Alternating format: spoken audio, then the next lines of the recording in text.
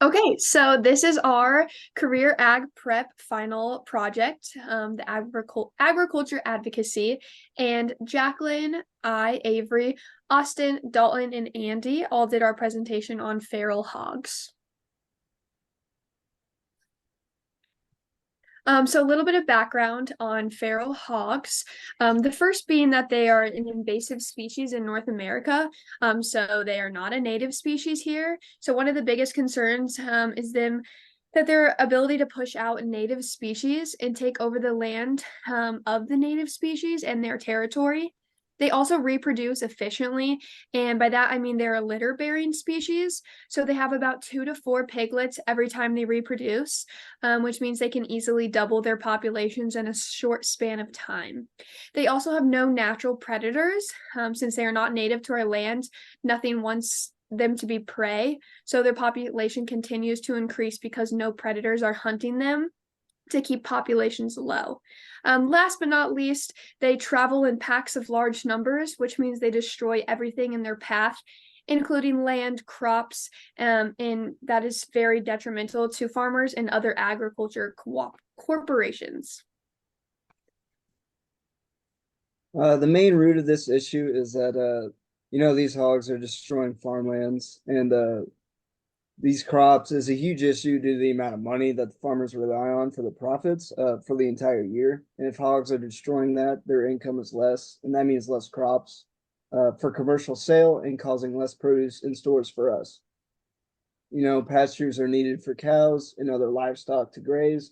And if hogs are destroying that, then that kind of limits the amount of beef and other meats in our stores that are actually being sold.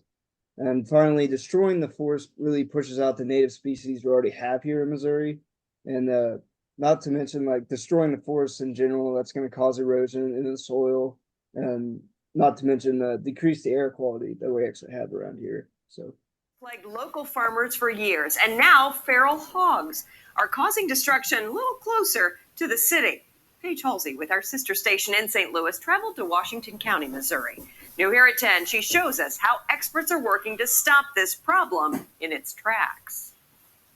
Driving across this privately owned farm about 15 miles outside of Sullivan, Missouri, we quickly spotted evidence of destructive trespassers. There's some old hog damage there. Damage from feral hogs. They can ruin hayfields and food plots overnight. They get in these open fields and they start rooting, and there's no real piece of farm equipment that can repair that. They compete with native wildlife like deer and squirrel for food, and they carry dozens of diseases. Those diseases got into our livestock, our domestic stock, it would be detrimental. They are not native animals, and they don't look like the pink pigs you see on the farm. Instead of that curly little tail, they'll get the tail will straighten out, their tusk will grow, their hair will grow, their back gets straighter. Hogs, or boar as some call them, were brought here hundreds of years ago by settlers. But according to the Missouri Department of Conservation, the problem with them started 20 to 30 years ago when it became popular to hunt the wild ones. A lot of folks think they're migrating like the armadillos are and the bears are, but they're all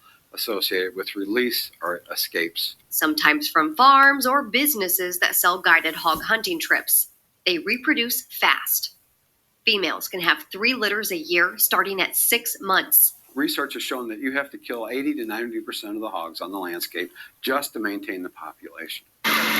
It is legal to kill the hogs on private property, but recently, at the end of 2019, it became illegal to hunt them on public property in the Mark Twain National Forest. It was a controversial decision. And we get the question a lot, and complaints as well, as why can't we hunt them? That makes sense. If we hunt them, we'll help you get rid of them.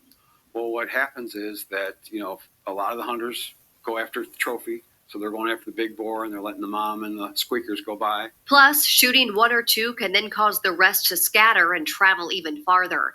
The conservation department would rather trap and then kill the entire group. James Hall is a conservation agent for Washington County and happens to be the caretaker of this private farm. They're the hardest animal I've ever tried to go after. As soon as you get them figured out, as soon as you think you know where they're at, they disappear. He says they've trapped about 100 hogs near this farm in the last 2 years. He showed us how it works. So this is what we call a drop trap. Most feral hogs won't even notice when they step into this elevated trap because they're so focused on finding food on the ground. And they don't have any natural predators from the air. So they've baited this trap with corn, and they're hoping one hog ends up back here to knock this trigger and set the trap.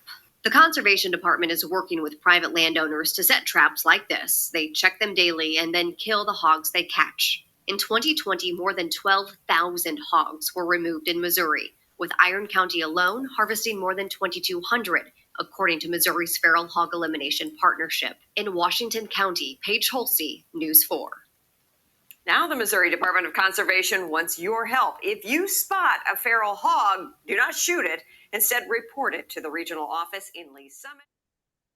Okay, so these two pictures are displaying the destructive nature that the feral hogs can produce. So this picture here on the left is an image from a private landowner who had a pack of feral hogs on his property, and this was just one of the images he took of his property and his damage. And then over here on the right is from Mizzou's extension website.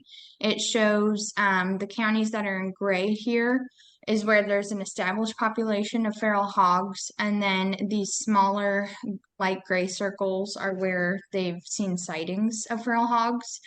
So as you can see, it takes up quite a bit of southwest Missouri as well as some parts of middle Missouri, starting to go over to like St. Louis County over here as well.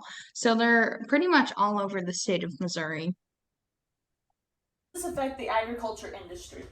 Well, first, it reduces crop yields, not only by going from our second bullet point, destruction of environments, but destructing the crops themselves.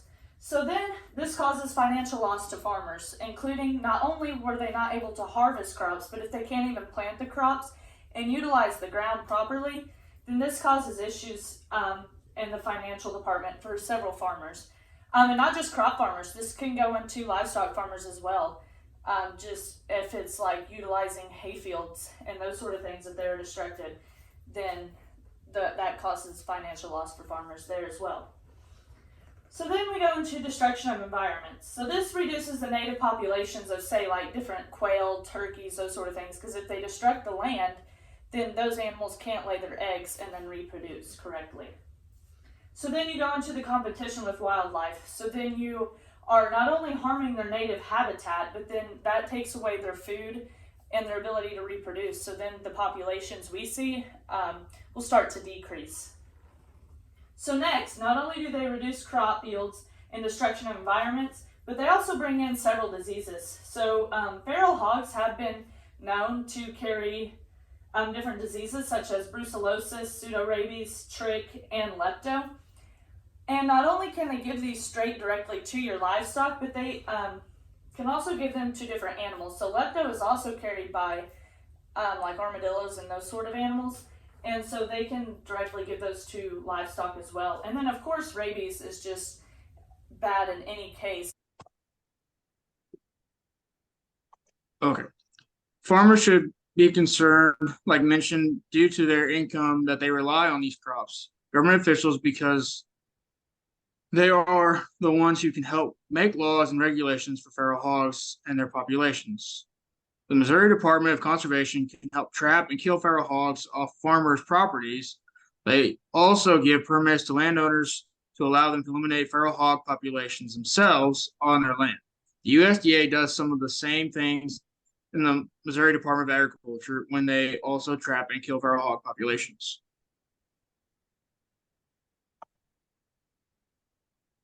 So going on to like communication tools and how we can get the word out about feral hogs, meeting with public officials and lobbyists of agriculture.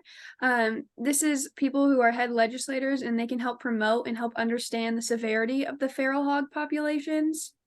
And they're the ones who can put into place anything that is needed to help eliminate populations or keep them on a low in your area.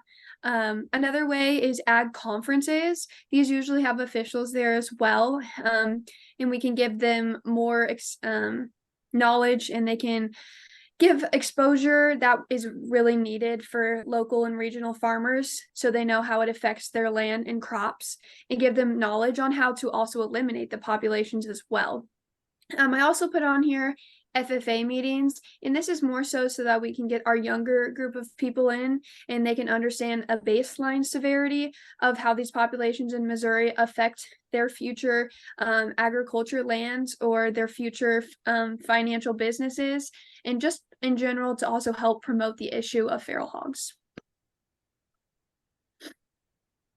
Okay, this is our citations page.